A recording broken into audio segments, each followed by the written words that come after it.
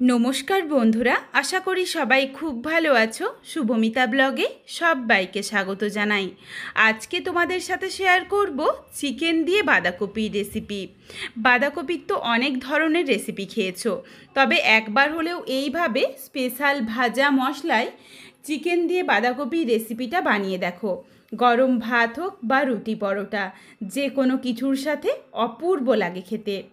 বন্ধুরা, বাড়িতে অবশ্যই একবার হলেও রেসিপিটা বানিয়ে আমায় কমেন্ট করে জানাতে ভুলো না কিন্তু রেসিপিটা তোমাদের কেমন লাগলো। তাহলে চলো বন্ধুরা, রেসিপিটা দেখে নেওয়া যাক। রেসিপিটা কেউ স্কিপ করো না, স্কিপ করলে আমি কি পদ্ধতিতে রেসিপিটা বানালাম বা কী মশলার অ্যাড করলাম সেটা তোমরা মিস করে যাবে, তখন হয়তো রেসিপিটা খেতে এতটা ভালো হবে না। এখানে আমি প্রথমেই বড় সাইজের একটা আলু ছোট করে কেটে নিয়েছি, আর একটা বড় সাইজের টমেটোও কেটে নিয়েছি। বাঁধাকপিটা একটু সরু সরু করে কেটে নিয়েছি যাতে সহজেই সেদ্ধ হয়ে যায়। আর আলুগুলো দেখো ঠিক এইভাবে ছোট করেই কেটেছি। এখানে কিছুটা পরিমাণে বোনলেস চিকেন নিয়ে নিয়েছি। চিকেনগুলোকে একটু ছোট ছোট করে টুকরো করে নিয়েছি। এই রেসিপিটার জন্য বোনলেস চিকেনই কিন্তু বেশি ভালো হয়। এরপর এর মধ্যে দিয়ে দিলাম স্বাদ অনুযায়ী লবণ, অল্প একটু হলুদের গুঁড়ো, আর সামান্য একটু দিয়ে দিচ্ছি গোলমরিচের গুঁড়ো। এরপর ভালোভাবে চিকেনটা মেখে নেব, আর চিকেনটা প্রায় 15 থেকে 20 মিনিটের জন্য একটু রেস্টে রেখে দেব, যাতে এই মশলাগুলো ভালোভাবে চিকেনের মধ্যে ঢুকে যায়। এরপর চলো প্রথমে একটা ভাজা মশলা বানিয়ে নিই।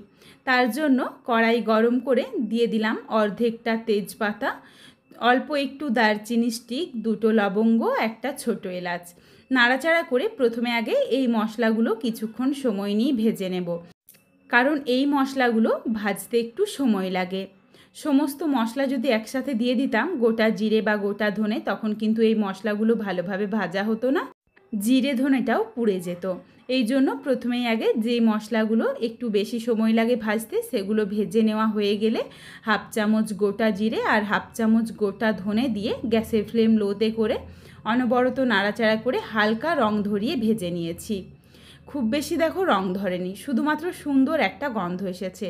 এরপর এই মশলাটাকে একদম মিহি করে গুঁড়ো করে রাখলাম। এরপর চলো বাকি রান্নাটা শুরু করা যাক। প্রথমেই কড়াই বসিয়ে সামান্য একটু সর্ষের তেল গরম করে নিয়েছি। তেলের মধ্যে কেটে রাখা আলুগুলো দিয়ে দিচ্ছি। আলুগুলো দিয়ে নাড়াচাড়া করে হালকা লালচে রং ধরিয়ে ভেজে তুলব। সামান্য একটু লবণও দিয়ে দিলাম আলুর স্বাদ অনুযায়ী। ঢাকা চাপা কিন্তু দেব না, ঢাকনা ছাড়াই প্রায় মিনিট 2-3 সময় নিয়ে একটু নাড়াচাড়া করে নিয়েছি।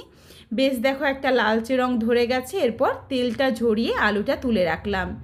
বাকি যেটুকু তেল রয়েছে এই তেলের সাথে আমি আবারও অল্প পরিমাণে সর্ষের তেল অ্যাড করে নিয়েছি। ফোড়নে দিচ্ছি শুকনো লঙ্কা আর সামান্য একটু গোটা জিরে। আর অন্য কিছু ফোড়ন দেওয়ার দরকার নেই, তার কারণে এই ভাজা মশলার গন্ধটাই কিন্তু সুন্দর একটা গন্ধ চলে আসবে রান্নাটার মধ্যে। ফোড়নটা ভেজে নিয়ে দিয়েছিলাম দুটো মাঝারি সাইজের পেঁয়াজ কুচি। পেঁয়াজটা দিয়ে নাড়াচাড়া করে হালকা লালচে রং ধরিয়ে পেঁয়াজটা ভেজে নেব। পেঁয়াজের মধ্যে দেখো হালকা একটা রং ধরেছে। এরপর এর সাথে দিয়ে দিলাম আদা রসুন বাটা। অল্প একটু জল দিয়ে আদা রসুনটা একদম মিহি করে পেস্ট করে নিয়েছি। আদা রসুন বাটা দেওয়ার পর নাড়াচাড়া করে ভালোভাবে কষিয়ে নিচ্ছি মশলাটা, যতক্ষণ না অবধি কাঁচা গন্ধটা চলে যায়। মশলার কাঁচা গন্ধটা চলে গেছে আর মশলাটা থেকে দেখো তেল ছাড়তে শুরু করেছে। এরপর দিয়ে দিলাম টমেটো কুচি আর সামান্য একটু লবণ, যাতে টমেটোটা সহজেই নরম হয়ে যায়। এরপর এর মধ্যে আমি গুঁড়ো মশলা দিচ্ছি। প্রথমে দিয়ে দিচ্ছি সামান্য একটু হলুদের গুঁড়ো, তোমরা তোমাদের পরিমাণ অনুযায়ী হলুদের গুঁড়োটা দিয়ে নিও। আর সামান্য একটু দিলাম ঝালের জন্য লঙ্কার গুঁড়ো, আর দিয়েছি হাফ চামচ কাশ্মীরি রেড চিলি পাউডার, তবে এটা দিলাম কালারের জন্য আর এটা অপশনাল। গুঁড়ো মশলাটা দেওয়ার পর নাড়াচাড়া করে মশলার সাথে মিশিয়ে নিয়েই সামান্য একটু জল দিয়ে দেব, যাতে গুঁড়ো মশলাটা পুড়ে না যায়। তবে খুবই অল্প পরিমাণে দেব, বেশি কিন্তু দেওয়া যাবে না। জল দেখো অল্প দিয়েছিলাম, এই জন্য মশলার মধ্যেই একদম মাখো মাখো হয়ে গেছে। এরপর দিয়ে দিলাম ম্যারিনেট করে রাখা চিকেনটা দিয়ে নাড়াচাড়া করে কষিয়ে নেব। শুধুমাত্র চিকেনের গায়ের জলটুকু শুকিয়ে নেব, খুব বেশি সময় নিয়ে কিন্তু কষানোর দরকার নেই। বাকি রান্না হতে হতেই কিন্তু ভালোভাবে তখন কষানো হয়ে যাবে বা সেদ্ধ হয়ে যাবে। কিছুক্ষণের জন্য গ্যাসের ফ্লেম লোতে করে প্রায় মিনিট 2 মতো একটু ঢাকনা দিয়ে ঢেকে রেখেছিলাম। খুবই সামান্য একটু জল বেরিয়েছিল আর জলটা কিন্তু শুকিয়েও গেছে, বেশ মাখো মাখো হয়ে গেছে। এরপর এখানে দিয়ে দিচ্ছি ভেজে রাখা আলু আর বাঁধাকপি। আলু আর বাঁধাকপি দেওয়ার পর ভালোভাবে নাড়াচাড়া করে মিশিয়ে নেব আর গ্যাসের ফ্লেম লোতে করে কিছুক্ষণ সময় নিয়ে রান্নাটা হতে দেব, যাতে বাঁধাকপি থেকে বেশ কিছুটা পরিমাণে জল ছেড়ে আসে। স্বাদ অনুযায়ী লবণ দিয়ে দিলাম, যাতে সহজেই বাঁধাকপি থেকে জলটা ছাড়ে। তবে এখানে লবণটা কিন্তু খুব বুঝে দিতে হবে। আলু ভাজার সময় লবণ দিয়েছিলাম, আবার মশলা কষানোর সময়ও কিন্তু লবণ দিয়েছিলাম। সেই বুঝেই আমি অল্প একটু লবণ দিয়েছি আর নাড়াচাড়া করে মিশিয়ে নিয়ে কিছুক্ষণের জন্য ঢাকনা দিয়ে ঢেকে রেখেছিলাম। বাঁধাকপিটা যখন একটু মজে এসেছে তারপর দিয়ে দিলাম ভেজে গুঁড়ো করে রাখা মশলার বেশিরভাগটা দিয়ে দিয়েছি, অল্প একটু রেখেছি, সেটা আমি পরে ব্যবহার করব। এইভাবে যদি ভাজা মশলা দিয়ে একটু সময় নিয়ে বাঁধাকপিটাকে কষিয়ে নেওয়া হয় তাহলে খেতে যেমন ভালো লাগে তেমন কিন্তু দুর্দান্ত একটা গন্ধ আসে। বেশ কিছুক্ষণ সময় নিয়ে গ্যাসের ফ্লেম লোতে করে ঢাকা চাপা দিয়ে রান্নাটা করে নিয়েছি। বাঁধাকপির জলটা দেখো পুরোটা একদম শুকিয়ে নিয়েছি।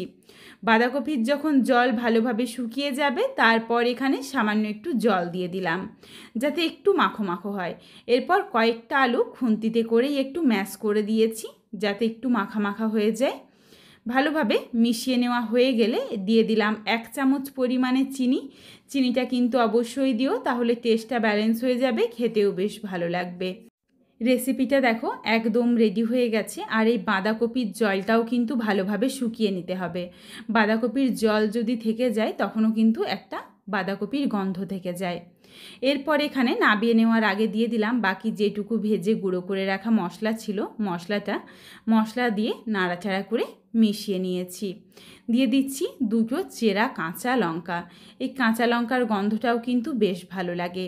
আর দিয়ে দিলাম 1 চামচ পরিমাণে ঘি। ঘি দেওয়ার সাথে সাথেই গ্যাসের ফ্লেমটা অফ করে দিয়েছি আর নাড়াচাড়া করে মিশিয়ে নিলাম। এরপর চলো রেসিপিটা নাবিয়ে নিই।